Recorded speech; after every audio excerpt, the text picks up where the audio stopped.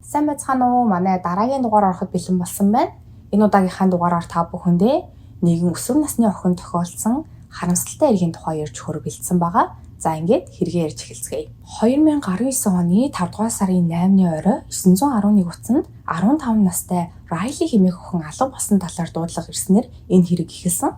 Дуудлага өгсөн хүн тэрхүү алга болсон охины ээж Шантел гэх эмэгтэй байсан ба эмэгтэй хэлэхдээ охин нь өнөөдөр хичээлдээ очиагүй ба өөрөө охиноо өмнөх өдрийнх нь өдрийн 4 цагт бусад гэр бүлийн гишүүд нь охиныг мөн л өмнөх өдрийнх нь оройн 7 цагаас хойш хараагүй гэдгээ хэлдэг. Энэхүү хэрэг нь жижигхэн хотод гарсан учраас дорхноо хүмүүс нэг нэгнээсээ учир байдлыг сонсон сайн дурынхан охиныг хайгаад эхэлсэн байсан бөгөөд цагдаагийн ажилчид ч цаг алдалгүй охиныг ирэн хайх ажилдаа орсон байна. За алга болсон охин хэн байсан бэ? Райли Кроссман 2003 оны 12 дугаар сарын 22-нд Уэст Виржиниа мужийн Мартинсбергт Шантел Огли болон Лэнс Кроссман нарын охин болж мэдлсэн. Тэрээр маш сайхан сэтгэлтэй тусч охин байсан ба урлагийн бүх төрлийн авьяастай, дуулдаг, бүжгэлдэг, зураг зурдаг, мөн хүүхдэд маш их хайртай нэгэн байсан гэдэг. Түүнийг бага байхад нь ээж аваа хоёр нь салсан учраас ээж аваа хоёр дээрээ хоёулын дээр нь ирж очин хоёр талд амьдардаг байсан хэдий ч ихэнх үед ээж болон эмээ мөн хоёр эрэгтэй дүүгийнхээ хамтаар амьдран мөн тэндээ сургуультай явдаг байсан. Райли мөн Хейден Лейси хэмээх найз өвгөнтэй байсан байлээ. Тэр хоёр маш хөөрхөн хосууд байсан бөгөөд Райлигийн аавын хэлснээр Хейден бол маш сайн хүү. Үерхэж эхэлснээс хойш Райлиг маш сайнаар нөлөөлж Райлигийн хичээлийн дөнгүүд нь хүртэл сайжирсан гэдэг. За 2019 оны 5 дугаар сарын 7-ны мигмар гарагт өдрийн 3 цаг 30 минутанд Райли сургуулиасаа гэртээ ирэхэд түүний ээж болох Шантел төр дууг хийжсэн. Шантел 2 ажил хийдэг бөгөөд энэ өдөр түүний бие таагүй байсан тул өглөөний ээлжинд ажилдаг ажлаасаа чөлөө аваад гэртээ ирчихсэн амарч байсан нь энэ юм байлээ. Райли хичээлээсээ ирэх үедээ ээжээгээ үдээс хойш ажилдаа явна гэдгийг мэдчихсэн учраас хоцроохгүй тул сэрээгээд ажилд нь явуулдаг. Энэ өдөр Райли эмээтэйгээ мөн хоёр эрэгтэй дүүгийнхаа хамт оройн 7 хүртэл гэртээ байсан ба ээж нь эмээтэй нь уцаар ярьсан учраас хүүхдүүд нь гэртээ бүгд байцгааж байгаа гэдгийг мэдчихсэн. Шантел оройн 10 цагийн үед гэртээ ирээд өрөө рүүгөө явах замдаа Райлигийн өрөөний урд дур өнгөрөхөд хаалга нь хаалттай байсан. Гэтэ Райлиг үдээс хойш гэртээ байсан учраас одоо ч гэсэн өрөөндөө байж байгаа хэмээн бодоод зүгээр л урд дуур нь явж өнгөрөөд өрөөндөө ордог. Бүхэл өдрийн турш Шантелийн бие таагүй байсан учраас ажилласаа ирсэн даруйда унтахаар орондоо орсон. Райлигийн найз өвгөний мэдүүлснээр тэр хоёр оройн 10 цаг 30 минут хүртэл FaceTime-аар яриад найз өвгөн нь маргааш өглөө эрт сургуулийнхаа аялалд явахаар байсан тул эрт унтахаар Райлигаас төрүүлээд унтсан. Харин түүнийг өглөөс ирэхэд шөнийн 2 цагийн үед Райлигаас дуудлага ирчихсэн байгаар нь гайхан найз охин руугаа залгасан боловч Райлигийн утас унтраастай байсан гэдэг. Харин Райлигийн эмэгтэй найзынх нь мэдүүлснээр Райли найзтайгаа шөнийн 12 цаг хүртэл чаталж байгаад найз нь мөн л Райлигаас төрүүлэн унтахаар болоод тэр хоёрын харилцан яриа дууссан байна. 2019 оны 5 дугаар сарын 8-ны өглөөний 7 цаг 15 минутанд Шантел сэрэн ажилдаа явахаар бэлтэж эхэлдэг. Удалгүй Шантел Райлигийн өрөөнд нь ороход Райли өрөөндөө байхгүй байсан хэдий ч Райлигийн сургууль гэрээс нь маш ойрхон. Мөн Райли өглөө бүр сургууль руу алхдаг учраас түүнийг өглөө ирж сэрээд гараад явсан юм байх гэж бодоод огт санаа зовоогүй. Шантел ч удалгүй ажилдаа явсан ажил дээрээ байж байтал үдээс хойш тэрээр Райлигийн сургуулиас нь дуудлага хүлээж авсан ба Райлиг тэр өдөр зарим хичээлдээ суугаагүй гэдгийг нь хэлэхээр сургуулиас нь залгасан нь тэр байсан. Шантел энэ үед нэлээд гайхсан ч гэсэн мөн л толгойд нь муу бодлоод орж ирээгүй. Учир нь сургууль дээр огт очиагүй биш зарим хичээлдээ суугаагүй гэж бодсон учраас өсвөр насныханд хаа ийм зүйл тохиолддог зүйл гэртээ ярьж байгаа охинтойгоо ярилцсан хэмээн өөрийгөө тайвшруулсан. Гэвч яг үнэндээ Райли зарим хичээлдээ суусан биш, зарим хичээлийнх нь багш нар эрсцээ дутуу авсан, эсвэл эрсцээ аваагүйгээс болоод Райлиг ирсэн гэж тэмдэглэсэн байдаг. Тэрхүү өдрийн 4 цагийн үед Райлигийн эмээ Шантел руу залхан Райли одоо хүртэл гэртээ ирээгүй байгааг нь дуулгахад Шантел яг энэ үед санаа зовж эхэлдэг. Учир нь Райли хичээлээ тараад найзуудтайгаа эсвэл найз өвгөнтэйгээ уулзах, аль эсвэл хичээлийнхаа дараа сургуулийнхаа ямар нэг арга хэмжээнд оролцохдоо заавал ээжтэй мэдэгддэг учраас Шантелийн санаа бүр илүү зовж эхэлсэн. Шантел Райли руу тэр дорн залгахад түүний утас унтраастай байсан бөгөөд мессеж бичихэд мөн л адил түүний бичсэн мессеж delivered болоогүй болохоор эмээр хүн залхан сургууль дээр нь очиод Райлитай уулзаад өгөөч хэмээдэг. Ингээд Имэн Райлигийн сургууль руу очисон боловч түүнийг юусоо олоогүйгээс гадна найзууд нь бүгд түүнийг тэр өдөр хараагүй, мөн өчигдөр оройноос хойш огт холбоо бариагүй гэж хэлсэн. Имэн охиныг хайгаад олохгүй байсан болохоор 5 цагийн үед Шантел ажилласаа гарan Райлиг болохоор өөрөө сургууль дээр нь утсан. Яг сургууль дээр нь ирэх үед Хейднийг машины зогсоол дээр бусад хүүхдүүдтэй хамт байж байгааг харсан ба Хейдэн сургуулийнхаа аялалд явж хаад дөнгөж ирээд байжсэн нь тэр байсан. Шантел Хейднээс Райлиг хаана байгааг асуугаад Хейдэн мөн өчигдөр оройноос хойш болбоо барьж чадаагүй гэдгийг хэлдэг. Үүний дараа Шантел Райлигийн сургуулаар түүнийг байж болох бүхэл газруудаар явсан боловч Райли хааж байгаагүй. Тиймээс Шантел Райлиг гэртээ буцаад ирчихсэн байж магадгүй гэж бодоод гэртээ буцан ирсэн ч Райли бас л байхгүй байсан учраас түүний өрөөнд орж үзэхээр дээд давхарлага гарan өрөөнд нь орсон ч түүний өрөө яг л өглөө ямар байсан тэр чигтээ байжсэн. Эхэндээ Шантел уур нь хурч Райлиг найзуудтайгаа хичээлээ таслаад хаа нэг тийшээ явчихж гэж бодон эргээр нь гэрийн хойронд оруулна гэж төлөвлөж байсан бол цаг өнгөрөх тусам тэр нь санаа зовнил болж хувирдаг. Мэдээж Шантел Райлиг найзуудтайгаа хаа нэг газар байгаа байх гэсэн итгэл төрж байсан ч яг үнэндээ охиноо өөрт нь хэлэхгүйгээр ингэж тагчиг алга болохгүй гэдгийг мэдчихсэн учраас 911 рүү залхан Райлиг алга болсон хэмээн тэмдэглүүлдэг. Үүнийхээ дараа салсан нөхөрлөгөө залхан охин нь ямар ч сургаггүй алга болчиход байгаа тухай хэлэхэд Ленс тэр даруй ажилласаа чөлөө аван эхнэр хүүхдийнхээ амьдардаг хот руу Райлиг хайхаар гардаг. Тэд хоорондоо 30 минутын зайтай хотод амьдардаг ба Ленс тэрхүү жижиг хотод ирсэн даруйда машинтайгаа хотоор тойрон өсвөр насны хүүхэд бүрээс охиныхон зургийг харуулan хаана байгааг нь мэд хэсгийг асуусан боловч Райлиг харсан нэг ч хүн байгаагүй. За энэ үеэс эхлэн Райлигийн эргэн тойрны хүмүүс ч бүх зүйл буруу тийш эргэсэн гэдгийг ойлгон Райлиг хайж эхэлдэг бөгөөд цагдаагийн ажилчид болон сайн дурынхан Райлиг эрен хайх ажилд бүгд оролцож эхэлдэг. Маш олон тооны хүмүүс болон цагдаагийн ажилчид сургууль болон сургуулийн эргэн тойронд гэрийнх нь ойролцоо гэд Райлиг байж магадгүй гэсэн бүхий л газраар хайж эхэлсэн. Райлигийн найз өвгөн болон найзууд нь ч бас хайлтанд бусдаагаа нэгдсэн байдаг. Энэ үед Райли ердөө 15 настай байсан ба жолооны үнэмлэх машин аль нь байхгүй учраас машин жолоодан хаа нэг тийшээ явсан байх учиргүй гэж үзсэн учраас бүгд л жижиг хот дотроо энд тэнд булан тохой бүрийг нэгжижсэн. За гэр бүлийнхэн болон дотны найз нөхд нь Райлиг гэрээсээ хизээж цухтаж явахгүй гэдгийг нь мэдчихсэн учраас тэдний хамгийн том санаа зовнил нь Райли хэн нэгэнд хулгайлагдсан бол гэсэн таамаглал байсан. Райлиг хаанаас ч хайгаад ямар ч сураг гаргаж чадаагүй учраас цагдаагийн ажилчид Райлигийн өрөөнд нэгжлэг хийж үзэхэд байдал буруугаар эргэж эхэлдэг.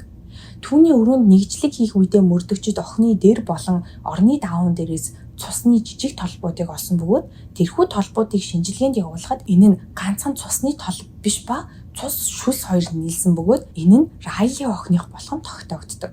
Мөн Райлигийн өрөөнөөс түүний төрөвч болон нүдний шилийг олсон. Охины хараа маш муу тул Райли шилүүгээр хаашаач явдаггүй байсан гэдэг. Тиймээс цагдаагийн ажилчдын гаргасан эхний магадлал нь Райлигийн өрөөнд ямар нэгэн зүйл түүн тохиолдсон бөгөөд тэр нь охиныг алга болсонтой холбоотой гэж үзэжсэн. За ингээд охины өрөөний булан тохой бүрийг мэрэгжлийн шинжээчид нэгжин шинжилгээ хийж байтал 2019 оны 5 дугаар сарын 16-нд хайгуул хийжсэн цагдаагийн ажилчид ойролцоох уулнаас хогийн уутан дотор хийн хайсан нэгэн цогцыг олдог. Цогцос хэд халуун дудснаас болж бүр танигдахын аргагүй болчихсон байснаас гадна цагаан өнгийн бодволготой урт өмд нэг хөлөндөө гуталтай мөн гутлынх нь үдээс тайлагдсан өмсөж явсан өмд болон дотор өмдийг нь хүчтэй татан уурч хайсан эмэгтэй хүний цогц байсан. Цагдаагийн ажилчид энэхүү цогцыг 15 настай Райли Кроссманы цогц гэдэгтээ бараг л 100% итгэлтэй байсан ба цогцыг шинжилгээнд явуулснаар Райли Кроссманы бие болох нь шинжилгээгээр 99.9% таарчин гэсэн хариу гардаг. Мөн охины цогцос задлан шинжилгээ хийхэд хүч ихийлүүлсэн байсан бөгөөд хамгийн сонин нь яг үхлийн шалтгаан нь тогтоох боломжгүй гэж гарсан байт юм байлээ. Гэвч энэ нь мэдээж хөөрхөн охиныг хэн нэгэн хүчирхийлээд хөнөөсөн гэдэг нь бол ойлгомжтой байсан. Мөн охины хувцсыг нас барсныхан дараа бүгдийг нь тайлаад буцаа өмсүүлсэн гэдэг нь хитрхи дээш нь татан орхисон дотор өмднөөс нь харагдчихсэн гэдэг. Энэхүү үйл явдал мэдээж хөөрхөн охины гэр бүлийнхэнд аимшигтай мэдээ болсон нь ойлгомжтой. Ойр дотных нь бүхэл хүмүүст тэр өдөр Райлид юу тохиолдсон талаарх ямар ч таамаглал байгаагүй. Бүгд л маш ихээр сэтгэлээр унцгааж исэн. Цогцос олдсны дараа мөрдөгчид шууд мэдүүлэг авах ажилдаа орсон. мэдээж Райлигийн эргэн тойрны бүх хүнээс мэдүүлэг авч эхэлдэг. Райлигийн аав Ленс, хойд ээж Джессика, төрсөн ээж болох Шантел, ээжийнх нь найз залуу Энди болон найз хөвгүн Хейден мөн дотны найзуудаас нь мэдүүлэг авсан. Бүх хүнээс тэр өдөр юу хийж байсан талаар болон Райлитэй хизээс үл холбоо тогтоосон талаар нь мэдүүлэг авах үед нэг хүнээс бусад бүх хүнийг хэнийг нь сэжиглэх ямар ч үндслэл байгаагүй. Нэг л хүний хариулт с ิจ гтэй байсан бөгөөд мэдүүлгээ хэд хэдэн удаа сольсон нь Шантелийн найз залуу болох Энди байсан. За мөрдлийн үеэр нэгэн гэрчийн мэдүүлснээр 5 дугаар сарын 8-ны өглөөний 10 цагт Шантелийн гэрийн үүдэнд нэгэн ажлын трак зогсож байсан. Тэрхүү гэрч нь Энди болон Шантел нарын найз байсан учраас хэний машин юм бол доо гэд гайхаад харж исэн гэдэг тэр үедээ. Учир нь Эндигийн машин биш. Дээрээс нь Энди энэ үед жолооны үнэмлэхээ хураалгасан байсан ба Шантелийн ч машин биш болохоор нь гайхаж харж агаад өнгөрөөд явснаа цагдаа нарт хэлсэн.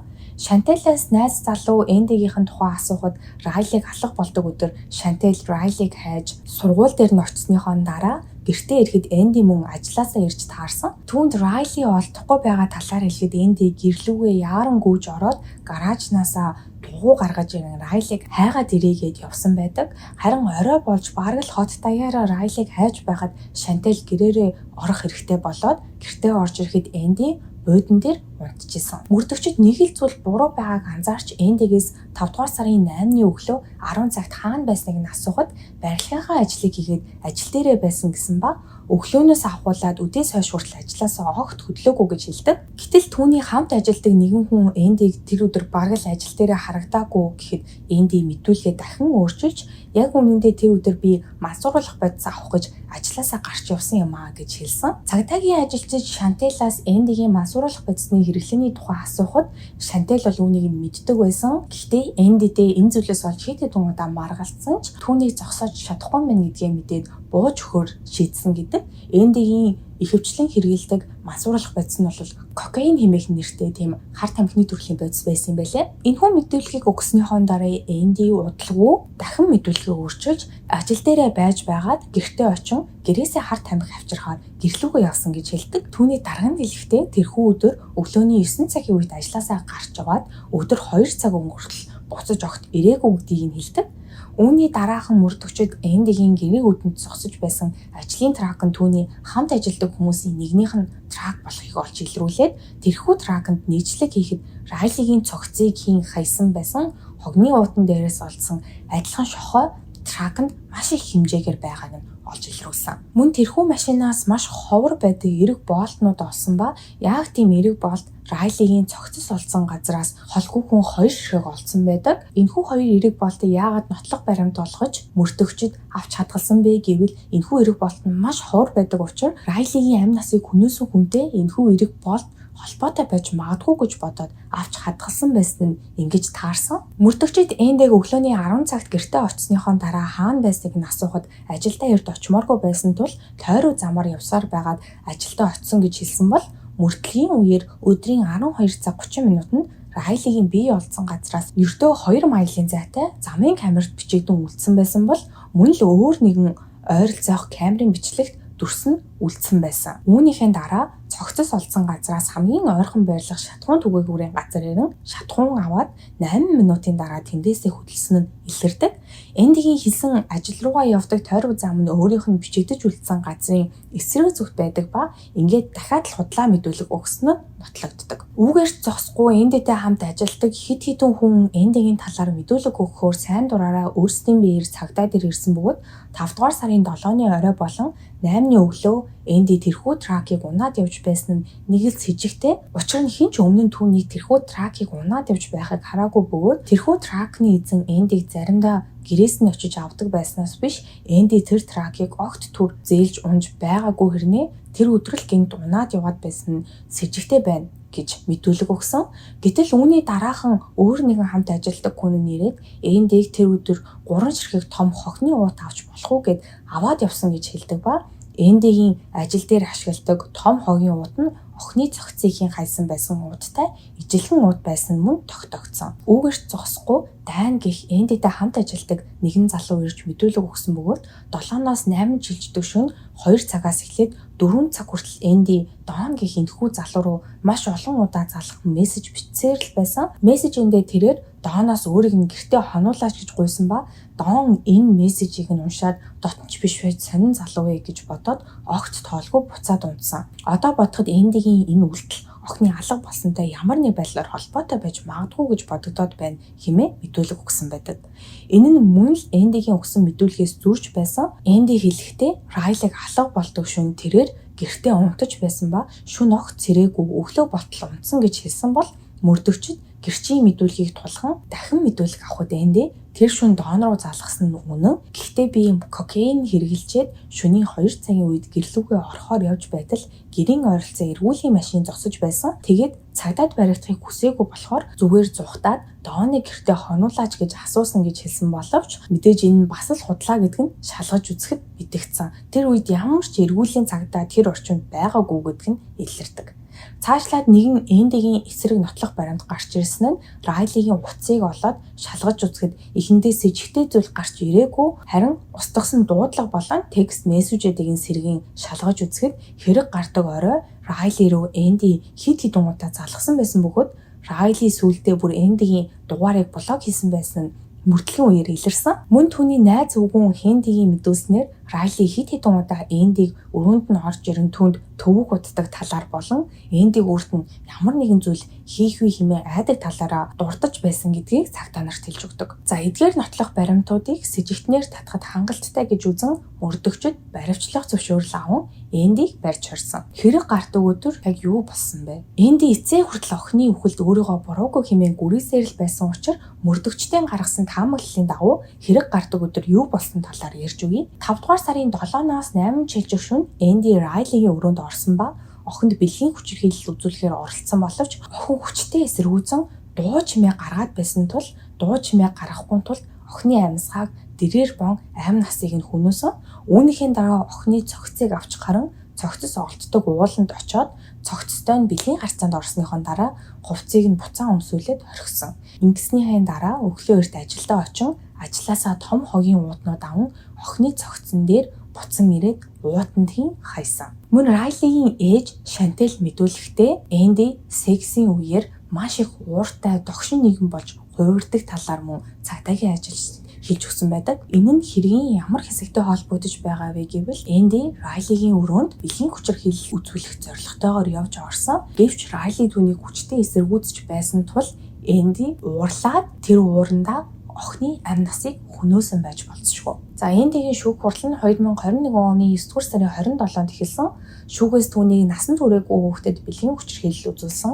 Хүүхдийн хүчирхийлэл мөн 1-р зэргийн хүн амны хэрэгт буруутай хэмээн үзэж 15 жилийн дараа давд заалтах эрхтэйгээр насаар нь хорих ял оноох байсан боловч гэр бүлийнх нь үүнийг хүчтэйгээр эсэргүүцсэн. Учир нь 15 настай охиныг хүчирхийлэн хэрцгийгээр амь насныг нь хороосон хүнд 15 жилийн дараа давж заалдах боломж олгоно гэдэг нь хэтэрхий шудраг бус хэмээн үзэж үүнийг тууштай эсэргүүцсэн. Мөн Райлигийн өмгөөллийн багч гэсэн хүчтэй нотлох баримтууд дэлгэсний үндсэн дээр шүүхээс Эндид давж заалдах боломжгүйгээр насаар нь хорих ял ноогдуулсан.